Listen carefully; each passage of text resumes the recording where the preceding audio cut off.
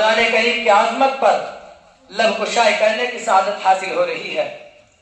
میرے مسلمان بھائیوں، ایمان والوں کی سب سے مقدس کتاب، بلکہ اگر میں یوں کہوں کہ اس پوری دنیا میں سب سے بہترین، لاریب، لاجواب اور مقدس ترین کتاب،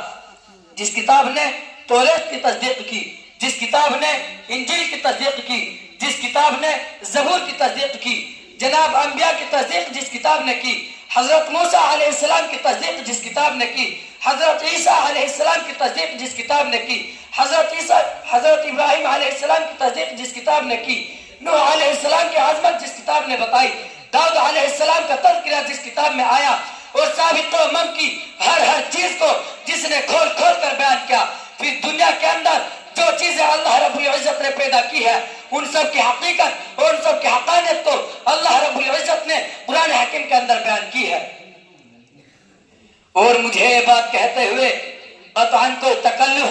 کوئی تردد، کوئی تعامل نہیں ہوگا کہ قرآن حکیم و عظیم کتاب ہے جو امت مسلمہ کی روح اور تڑپتے دلوں کی فریاد ہے۔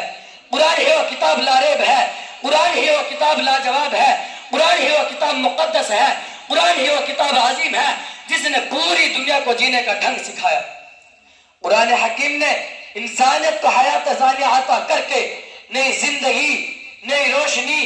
نئی طاقت، نئی قوت، نئی حرارت، نئی نسل، نئی صحبت، نئی صورت، نئی سیرت، نیا ایمان، نیا یقین، نیا تمدن، نیا کلچر، نیا قانون، نیا لباس، نیا ضابطہ، نیا کلام اور نیا طرز زندگی عطا کیا۔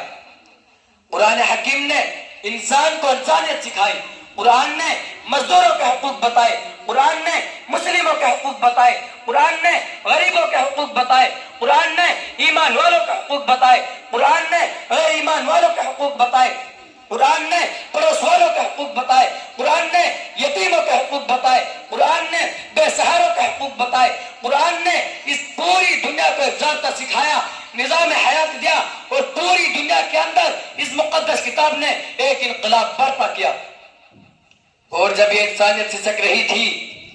اس سسکتی ہوئی قوم میں اگر جان ڈالی تو قرآن نے ڈالی، اس سسکتی ہوئی قوم میں اگر روح پھونکی تو قرآن نے پھونکی۔ ہاں ہاں مجھے کہنے دو، آج پوری دنیا کے اندر، آج پورے عالم کے اندر، آج پوری کائنات کے اندر روشنیاں، رعنائیاں، بھلائیاں، نیکیاں، شرافتیں، صداقتیں، حیا، وفا، جرأت، ہمت، دلیری، بہادری، سکون، حقوق اگر ہے تو قرآن ہی کے آنے سے ہے۔ قرآن ہی کے آنے سے اس پوری دنیا میں امن ہوا۔ میرے عزیز دوستو، یہ بھی اس کتاب کا اعجاز ہے کہ اس کی حفاظت کا وعدہ خود خالق دو جہاں نے کیا ہے۔ فرمان خداوندی ہے، اِنَّا نَحْنُ نَزَّلْنَا الذِّكْرَ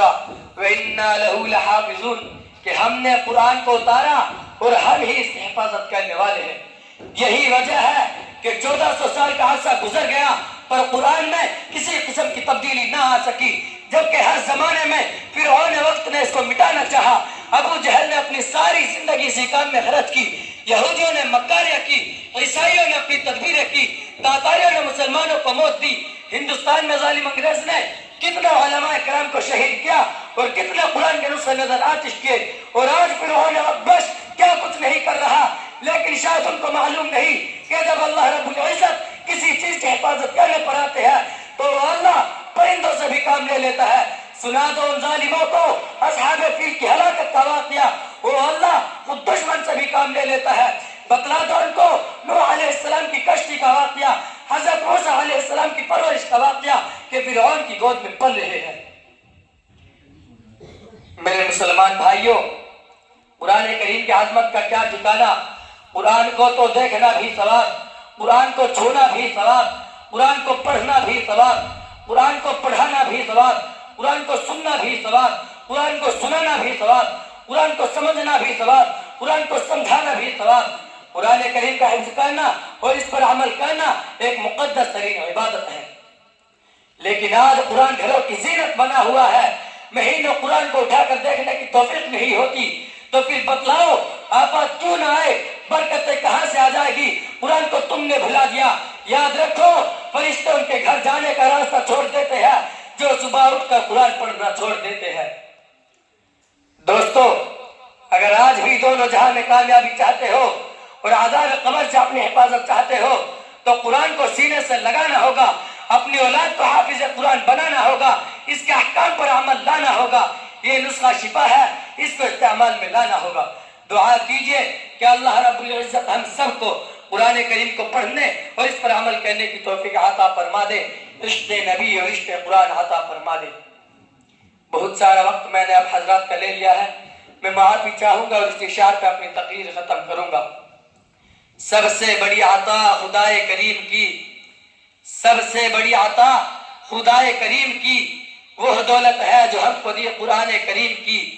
اس کی مثال چاہے تو حشر تک نہ پائے، اس کی مثال چاہے تو حشر تک نہ پائے، پڑھتے رہے جو اس کو دور ہو ان کی بلائیں۔ یا الہی تو ہمیں عامل قرآن کر دے، یا الہی تو ہمیں عامل قرآن کر دے، فی نئے سرے سے مسلمان کو مسلمان کر دے۔ وہ پیغمبر جسے سرتاج رسول کہتے ہیں، وہ پیغمبر جسے سرتاج رسول کہتے ہیں، اس کی امت کو ذرا تابع قرآن کر دے، اس کی امت کو ذرا تابع قرآن کر دے۔ وآخر دعوانا ان الحمد للہ رب العالمین۔